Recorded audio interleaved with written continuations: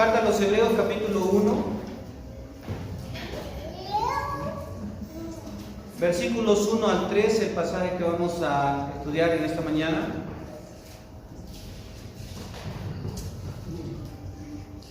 Y antes de dar lectura, hermanos, quisiera compartirles algo acerca de lo que es la Carta a los Hebreos, que es la carta que vamos a empezar a estudiar desde este domingo. Y prácticamente el mensaje de la Carta a los Hebreos es: Jesús es la revelación definitiva de Dios. Es decir, Jesús es el último mensaje de Dios para el ser humano. Bien, para entender algo, cada vez que vamos a estudiar una porción de la palabra es necesario entender quién escribió la carta, para quién, desde dónde, en qué fecha más o menos, cuáles eran los motivos que le llevó a escribir. Eso para poder ser fieles al mensaje del autor original. Y para entender un poco, la carta a los Hebreos fue dirigida a cristianos judíos, es decir, personas que conocieron el Evangelio y que eran en especial de por lo menos segunda generación, es decir, cuyos papás habían sido cristianos o cuyos abuelos habían sido cristianos. Estaba destinada para estas personas. Fue escrita alrededor del año 65 al 68 después de Cristo.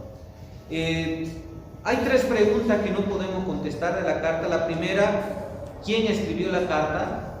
La misma carta no muestra el autor. Los historiadores y los teólogos a lo largo de la historia han tratado de explicar quién fue el que escribió la carta, pero hay por lo menos algunos posibles escritores, aunque no podemos decir esta persona es quien escribió. Algunos dicen fue Pablo el que escribió la carta, precisamente por la alusión a Timoteo que vamos a ver cuando estudiemos ese capítulo. Otra cosa, por el mensaje también duro que encontramos en la carta. Algunos dicen Pablo es el que escribió porque es un conocedor del Antiguo Testamento. Otra persona dicen que fue posiblemente Priscila, la esposa de Aquila. ¿Y por qué no escribió el nombre? Porque en esa época las mujeres no se les permitía escribir, no se les permitía enseñar. Entonces por eso es que no se coloca el nombre del autor. Otro menciona que puede ser Apolos por el griego que encontramos en la carta, por el mucho conocimiento. También otros dicen que puede ser Bernabé o incluso Silas. Otros optan por Lucas. Pero la verdad, hermanos, a la conclusión que podemos llegar es que solamente, como dijo un teólogo del siglo IV, solamente Dios sabe quién escribió la carta. Lo importante para nosotros es el mensaje que nos transmite. Otra segunda pregunta que no podemos responder es: ¿desde dónde escribe la carta? Podemos ver que por lo menos sí hay una alusión a Roma en la carta. Se menciona a Roma, posiblemente la prisión. Y la tercera pregunta: ¿para quién? No se menciona un grupo específico, simplemente por eso lleva el título Carta o Epístola a los Hebreos. Son judíos, hebreos, cristianos de segunda y tercera generación. Tomando en cuenta estas cosas, otra cosa importante para entender el mensaje de la carta son los propósitos. Y podemos ver por lo menos 5 propósitos grandes en la carta. Primero, el autor, consciente del sufrimiento de su audiencia, es decir, conocía que los que iban a recibir la carta estaban sufriendo. Conocía esta situación y es que esto le lleva a escribir esta carta. Y dentro de eso, uno de los propósitos secundarios es defender la fe. El autor de la carta sabe que su audiencia, aquellos hermanos, aquellas iglesias que reciben la carta, estaban sufriendo persecución. Muchos de ellos se estaban viendo tentados a volver nuevamente al judaísmo. Y es por ello que el autor de Hebreos va a defender la fe cristiana y la fe en Jesucristo a través de su escrito. En segundo lugar, exhortar a una fe continua en Jesucristo. Es decir, quiere animarles y decirle: hermanos, no se desanimen de seguir a Jesús. Es cierto, vinieron muchos problemas desde el momento en el que han aceptado a Cristo, porque los persiguen ahora los romanos, pero antes y ahora también los están persiguiendo los mismos judíos, es decir, sus propios compatriotas. Por lo tanto, no se desanimen.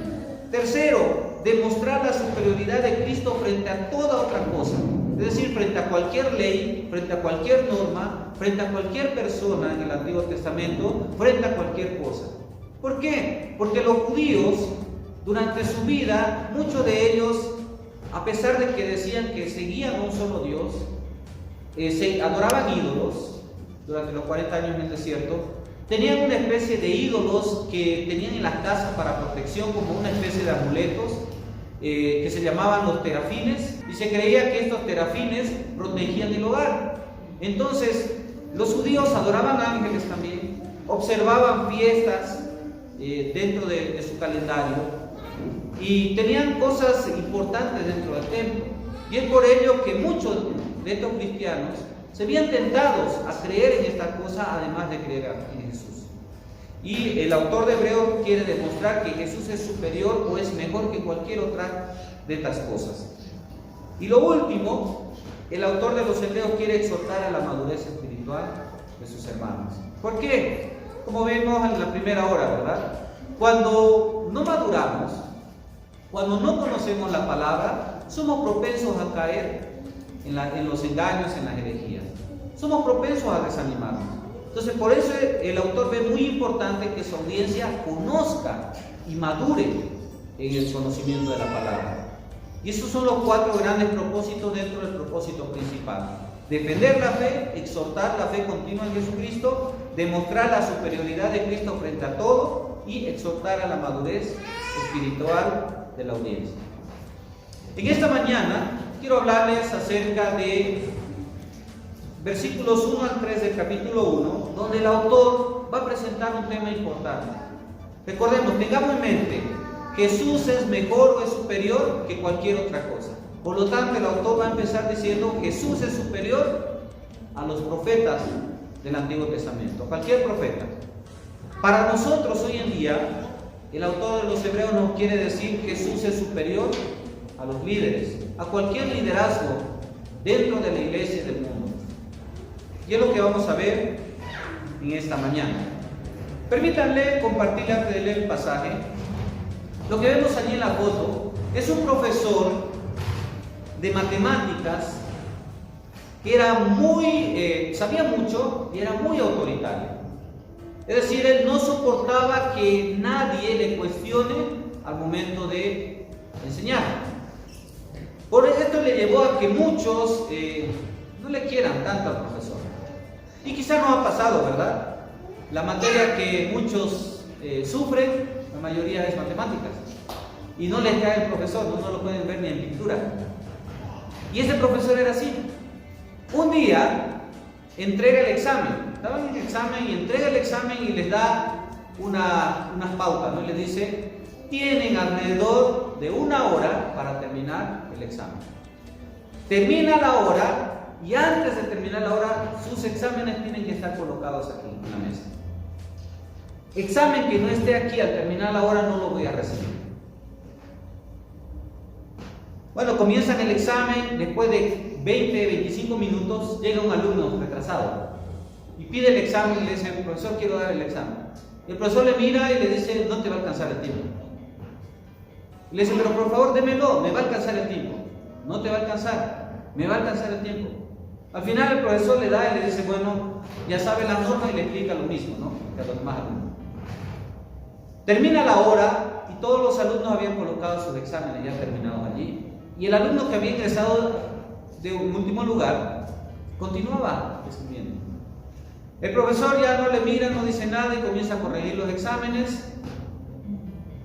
En eso pasa el alumno al frente y le dice: profesor, le traigo mi examen. Y le dice: lo siento, pero no te lo voy a recibir. El alumno se para delante de él y le mira delante del escritorio y le dice: profesor, y con su mano hace este gesto: ¿usted no sabe quién soy yo? Y el profesor le mira ya molesto y le dice: no sé quién eres tú, pero aquí yo soy el profesor y tú tienes que obedecer las reglas. Y nuevamente le dice: profesor, ¿usted sabe quién soy yo? No lo sé, le dice, ni me importa. En eso mete el examen entre los demás y le dice: bueno, me voy entonces. Aquí quiero llegar con esto. Muchas veces en nuestra vida, como personas, obviamos o malinterpretamos quién es superior en cada una de las situaciones de nuestra vida. Este alumno desconocía a su profesor, la autoridad de su profesor. No que esté bien la actitud del profesor, pero era el profesor, ¿verdad? Y tenía sus reglas. Ahora la pregunta es, dentro de la iglesia, dentro de la vida cristiana, ¿quién está por encima de la persona del cristiano? Y hoy en día vivimos, hermanos, una época donde hay personas que defienden a líderes eclesiales como si fuera propiamente Jesucristo. Estas personas, cristianos, que están dentro de las iglesias, ofenden a su pastor y se molestan y lo defienden con uñas y dientes. Así está actuando mal.